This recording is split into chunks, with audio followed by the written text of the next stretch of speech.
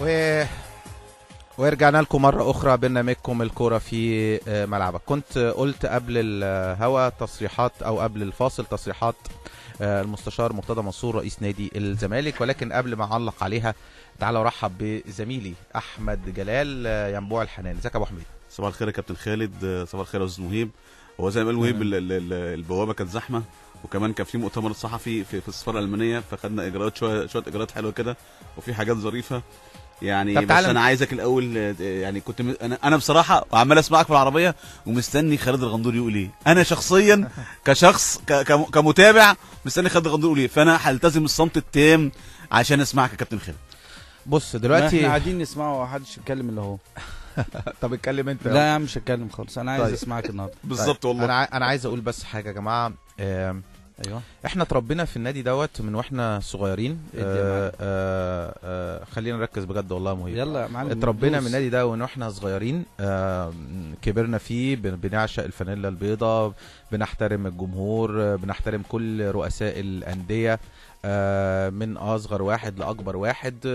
علاقتي بالمستشار مرتضى منصور علاقه ممتده من سنه 1992 اللي اول مره فيها دخل نادي الزمالك. عايز اقول نختلف نتفق مع اي رئيس نادي من منطلق ادارته للنادي وقدرته على ان النادي يروح للافضل. ده همنا الاول والاخير. كلنا، وانا كنت واحد من ضمن الناس اللي مع رئيس نادي الزمالك مرتضى منصور، ويمكن بسبب وجودي معاه، وانت كمان يمكن مهيب كنت عملت لي حلقه في برنامجك. كان كتير قوي من نجوم نادي الزمالك او بعض من ينتموا للوسط الرياضي زعلانين مني بسبب طبعا الصوت يا جماعه، بسبب يعني دخول المستشار مرتضى منصور معايا على التليفون. وانا الاول مره هقولها، كنت في يوم من الايام بشتغل في اون تي في، وكنت على خلاف مع مرتضى منصور، ويمكن ساعتها كان قال عليا لفظ كده يعني مش كويس مع الكابتن مدحت شلبي في احد البرامج، واختلفت معاه ولم اذكر اسمه بعد كده. ويمكن خدت يعني كلام من نجيب ساويرس صاحب القناه ساعتها ان خالد ما تتكلمش على مرتضى، ومكان ألبرت شفيق ايضا رئيس القناه ما تتكلمش على مرتضى، ابتعد عنه، لانه هو كان بيبعت رسائل ليهم مش كويسه وبيبعت لي انا كمان رسائل مش كويسه. وبعد ما عمل ده كنت بتكلم برضو على مرتضى بما يرضي الله، بننتقده بما يرضي الله. قرر نجيب ساويرس فجأة انه ينهي التعاقد معايا، وده بسبب المستشار مرتضى منصور. خرجت من القناة، ما اتكلمتش في اي حاجة، ما قلتش اي حاجة، وقعدت في البيت اكتر من 6 شهور. ثم انتقلت لقناة LTC، انتقلت قناة LTC وخلاص المواضيع هديت مع المستشار مرتضى منصور، لان انا مش داخل في خناقة شخصية معاه، بالعكس يعني هو في النهاية بالنسبة لي هو رئيس نادي الزمالك. بحترمه من منطلق كمان ان هو رجل محامي كبير، وفي نفس الوقت هو رئيس نادي الزمالك.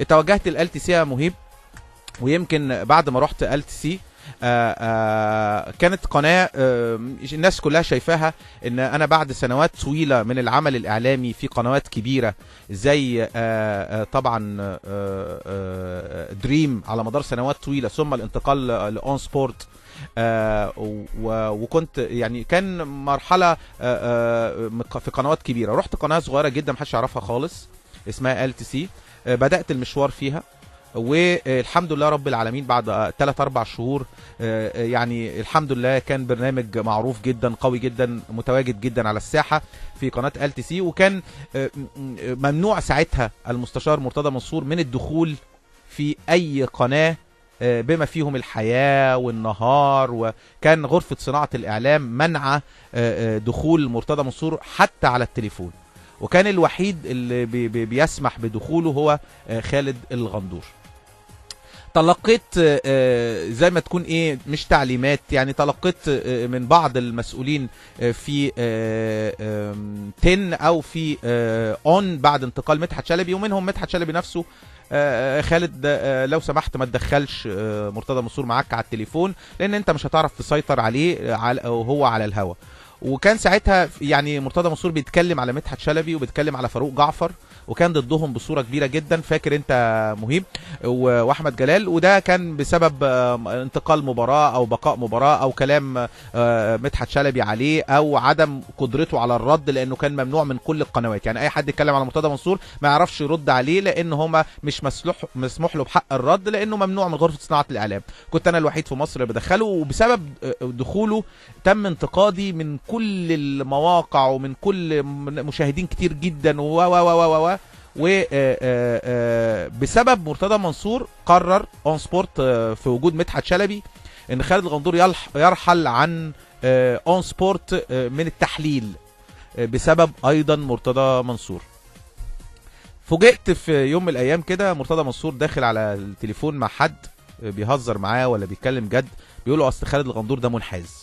تخيل لما رئيس نادي الزمالك يقول عليا ان انا منحاز، فحاجه يعني لا منطقيه ان يقولها رئيس نادي الزمالك. ثم فوجئت ايضا بعد رحيلي بسببه من اكثر من قناه انه اما ابو المعاطي زكي جه معايا هو وبليغ ابو عايد، دخل قال عليهم مرضى نفسيين، ردوا عليه. يعني هو من بدأ بان هو اتهمهم بالمرض النفسي، وبالتالي ردوا عليه. وبعد كده هديت الموقف وكلمتهم بره الهوا. عايز تقول ايه؟ خليني اكمل الاخر يا مهيب. بعد كده في الاخر حصل انه دخل معانا ساعه وانتهى الموضوع. ثم كابتن احمد سليمان دخل معايا على التليفون، قال كلام محترم، انتقد بكل ادب واحترام بعض تصرفات مستشار مرتضى منصور. طلع مستشار مرتضى منصور اتكلم بصوره قويه جدا وحشه عن احمد، وبعد كده فوجئت ان هو بيتكلم عليا انا، وده عملي الاعلامي، ادخل اي حد، اتكلم بادب واحترام عن اي حد. بالعكس هو ما كان بيخش ينتقد بعض الناس ويمكن يتكلم على شكلهم او شعرهم او كرشهم، كل ده كان بيسبب لي انا مشكله مع الناس التانية، وكانوا بيزعلوا مني انا. وللاسف كان بعض منهم لا يواجه مرتضى منصور، ولكن لما بيزعل مني انا. ف ما حصل دوت فوجئت ان مرتضى منصور بيقول ده انا عمال مش عارف اعيط للناس ولا ابكي للناس عشان اشغله في قناه. فبصراحه اتصدمت، يعني معقوله بعد كل اللي حصل لي ده بسببك تتكلم عليها بهذا الاسلوب؟ ثم خلاص انتهى الموضوع، والموضوع بالنسبه لي مش شخصي وكده. فوجئت ايضا ان هو بيتكلم على عبد الحليم وبيقول عليه ان هو اخواني. بعد كده بالمنطق كده، لو عبد الحليم مثلا اخواني، انت كنت بتشغله ليه؟ يعني انت اكتر من مره شغلته في رئيس قطاع ومدير كوره، وشغلته مع حازم ومع احمد حسام ميدو. انت مثلا في يوم من الايام ضد قطر مثلا، طب ما حازم وميدو كانوا بيشتغلوا في قطر، يعني وممنوع ان اللعيب يروح يلعب في قطر. حاجات متناقضه كده في كل حاجه.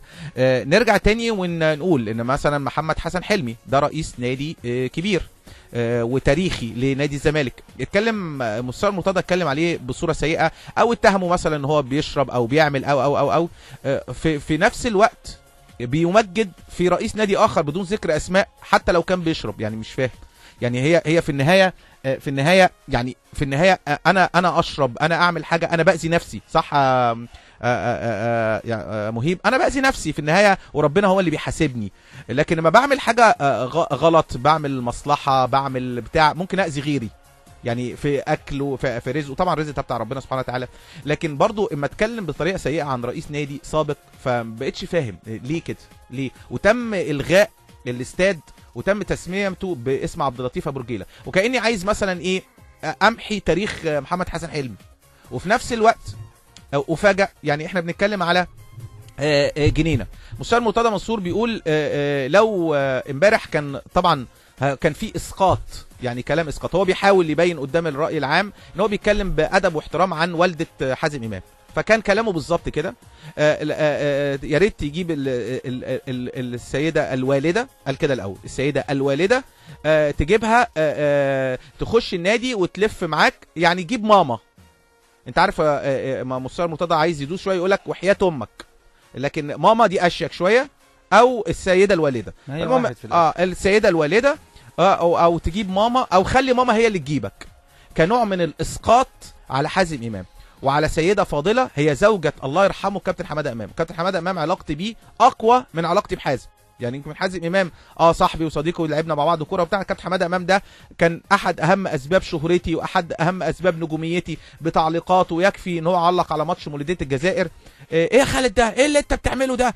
كل ده في ذاكرتي ودايما في بداياتي كان حماده امام جزء كبير جدا من يعني وصولي للجمهور وجمهور نادي الزمالك. فزعلت جدا من الاسقاط على حازم.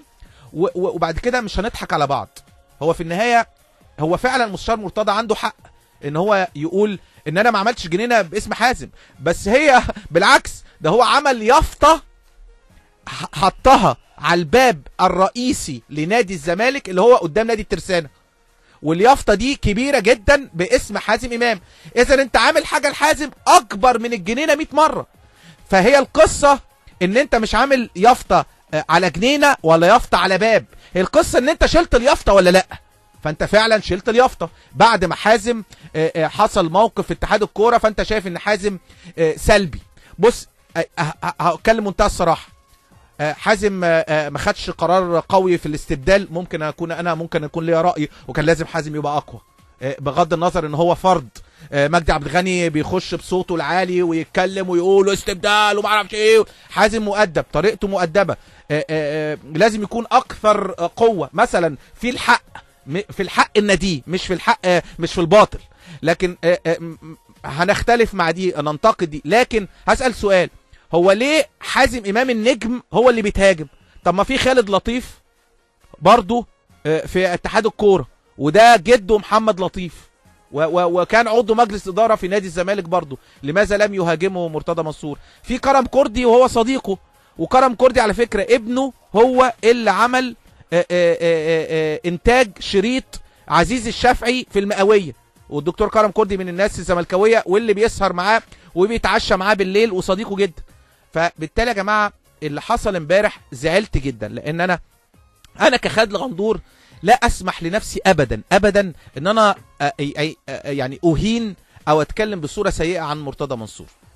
مرتضى منصور لا يقبل النقد، حتى اما يتم انتقاده من واحد من الجمهور عادي. يعني مثلا واحد يخش معاه على التليفون يقول لي مثلا ايه ده مرتضى منصور ده احسن رئيس نادي في الدنيا وما فيش زيه، واحد تاني بعديه يقول مرتضى منصور ده بوظ النادي يروح داخل عايز يشتم في الجمهور وعايز ليه؟ ما هو كل واحد ليه رايه وكل واحد ينتقد زي ما هو عايزه. ليه بيعطي الحق لنفسه انه ينتقد الاخرين؟ بل بالعكس كمان يتريق على شكلهم، على طولهم، على قصرهم، على تخنهم، على شعرهم، على الصبغه، على المعرفش ايه، على الباروكه، كل ده ويجي يزعل من ما حد ينتقده. ليه ندخل الام في اي حاجه بقى بعد كده؟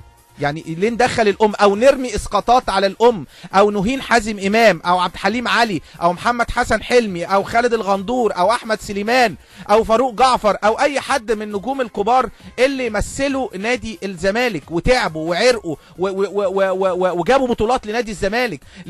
ليه احنا بنحترم كل الناس بما فيهم مرتضى منصور، ونلاقي مرتضى منصور يحترم بالعكس ويجل من كان يلعب في النادي الاهلي؟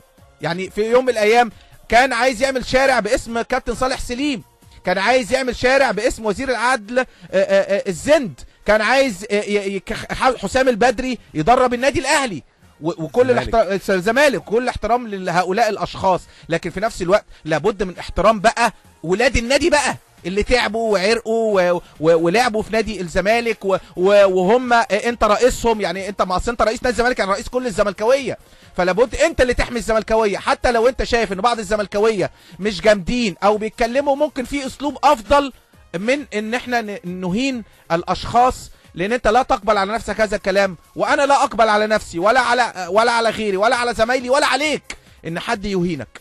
فلابد من وقفه جاده. من حقك ان انت تنتقد، من حقك ان انت تلوم حازم، لكن دون الاهانه او الاسقاطات على اي فرد عندما تختلف معه.